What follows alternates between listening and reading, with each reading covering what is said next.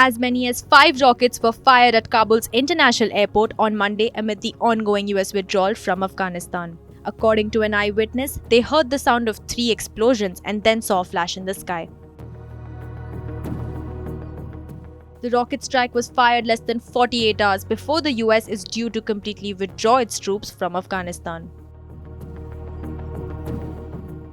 Several local media reported that smoke was seen rising above the buildings near the Kabul International Airport after the airstrike.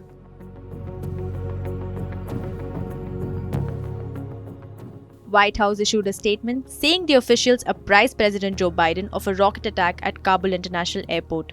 National Security Advisor Jake Sullivan and Chief of Staff Ron Klain have briefed the president on the rocket attack at Hamid Karzai International Airport.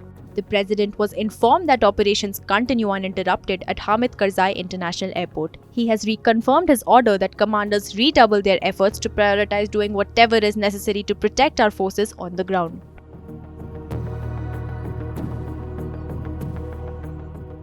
Meanwhile, several Afghans, including a 2-year-old girl, were killed in a US airstrike targeting a vehicle in Kabul residential area on August 28. According to the local media, 9 members of a family were killed in a US defense airstrike against ISIS-K group member following the Kabul twin blasts on August 26.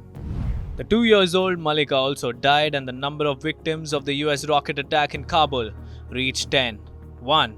Zemareh 40, 2. Nasir 30, 3. Zamir 20, 4. Faisal 10, 5. Farzad 10, 6. Armin 4, 7. Benjamin 3, 8. Sumaya 2, 9. Ayat 2 years 10. Malika 2. Civilians and also no connections with ISK.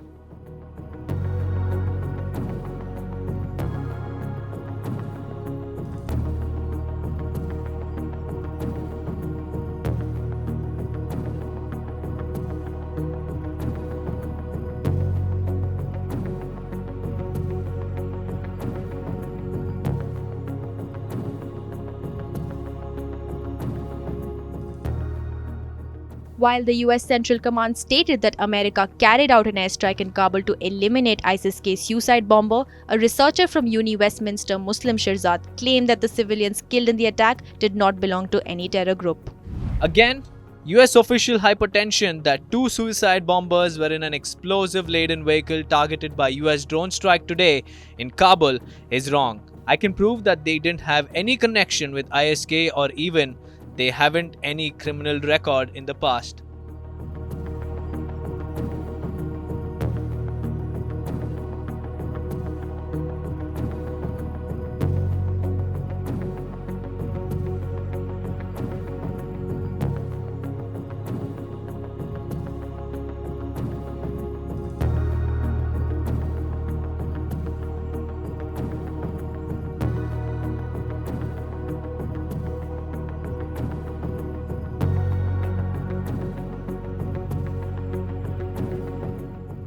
According to US President Joe Biden's administration, the United States can evacuate approximately 300 US citizens remaining in Afghanistan within the deadline. The airlift from Afghanistan is one of the biggest evacuation operations during its 2-decade mission in the war-torn nation.